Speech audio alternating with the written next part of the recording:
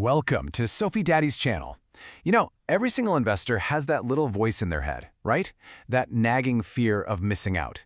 We see these super popular, kind of safe funds that everyone seems to own, and you just have to wonder, are they really the best choice if I want serious growth? Or is there something better out there that I don't know about? Well, this chart tells a pretty powerful story, doesn't it? On the left, you've got your standard S&P 500 fund, VOO, which gave a really solid 15% average return each year for the last decade. Not bad at all. But then, look at the fund on the right. That's a tech-focused fund, and it came in at over 23%. That is a massive difference over time. So what's the secret here? And more importantly, what's the hidden price you pay for that extra performance?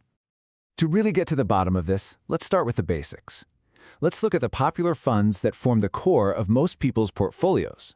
These are, for sure, the undisputed champions of the investing world. Okay, so first up is VOO, the Vanguard S&P 500 ETF. You have to understand, its job isn't to be a high flyer. Its job is to be the bedrock of your portfolio. For an incredibly tiny fee of just 0.03%, you get a piece of about 500 of the biggest US companies. Its whole purpose isn't to beat the market, it's designed to be the market. It's meant to be that stable, low-cost anchor you can always rely on. Now, let's switch gears and look at a totally different approach. If VOO is the bedrock, then you can think of the QQQ fund as the growth engine. It's way more focused, more concentrated, and that completely changes the performance game. So QQQ tracks the NASDAQ 100. That means no banks, no financial companies, and a huge tilt towards technology. More than half the fund is just tech stocks. And get this, it's incredibly top-heavy. The top 10 companies often make up over 50% of the whole fund. It's this deliberate focus on tech giants that's the secret sauce behind its powerful 19.6% average annual return over the last 10 years. So VOO is great for stability, and QQQ is great for growth. But this brings us right back to that first slide, doesn't it? If concentrating on tech worked so well for QQQ, are there other ETFs out there that do it even better?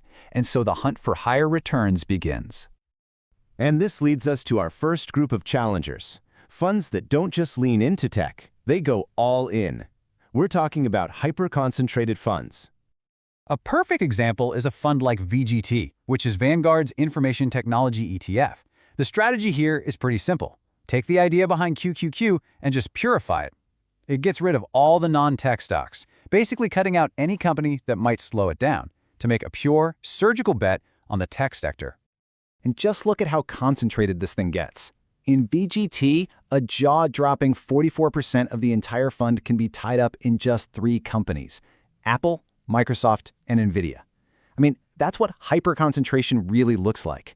You're not just betting on a sector, you're making a massive bet on its absolute biggest winners. So, did this strategy actually work? Oh yeah, big time. This hyper-concentration delivered an average annual return of almost 23.5% over the last decade. That easily beat even the high-growth QQQ. Okay, so concentrating on a proven winner like tech can really pay off. But what happens when you try to invest in the next big thing? This brings us to our most aggressive category, thematic funds. These are the ones that bet on exciting stories about the future. I mean, the appeal is obvious, right? These funds focus on cool ideas like disruptive innovation or clean energy. And the ARK Innovation ETF, ARK, is the perfect poster child for both the incredible potential and the incredible danger of this approach. This timeline is just a wild ride. In 2020, RK was on top of the world, soaring over 150%. But wow, did the story sour quickly. It dropped 23% in 2021, and then came a catastrophic 67% loss in 2022. It's such a powerful lesson in how fast a fund chasing the future can both create and destroy wealth. And ARK isn't some weird one-off. Thematic funds, as a category, have some real structural problems.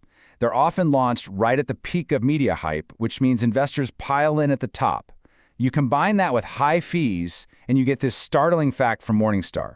Over a 15-year period, fewer than 1 in 10 of these funds even survive, let alone beat the market. So, we've clearly seen that some funds can beat the market.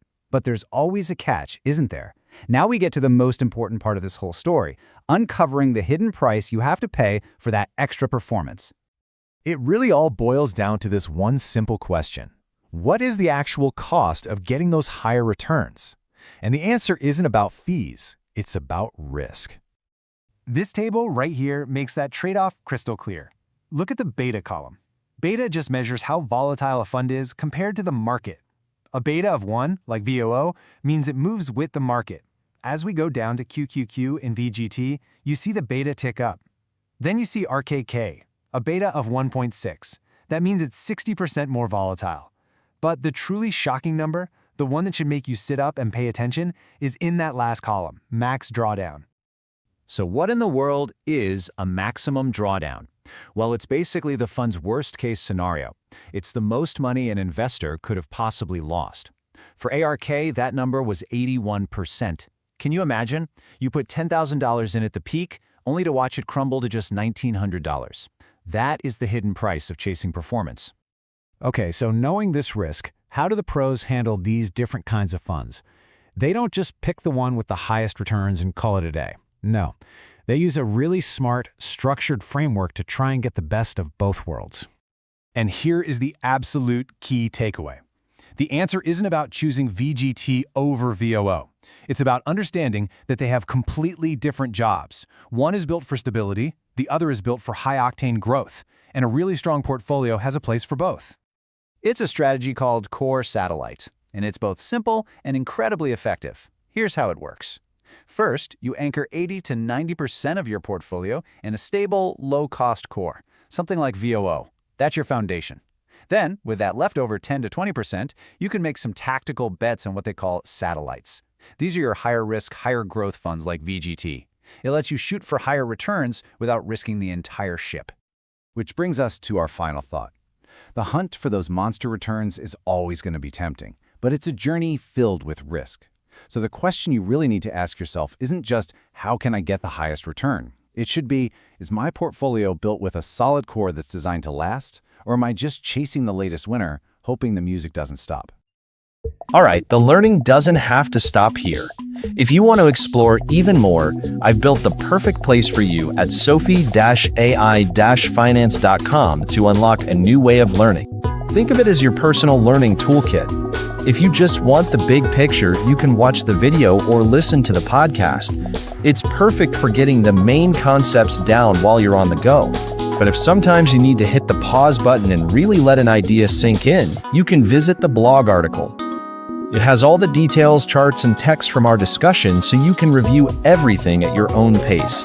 And for those of you who want to see all the math, data, and the complete nitty-gritty behind the analysis, well, I've got a full research paper waiting for you, so you can really dig into the details and see how everything works under the hood. It's all there, all for you. And hey, if you have any ideas for new topics about finance and AI you'd like me to cover, please leave me a message. Thanks for tuning in, and I'll see you in the next video.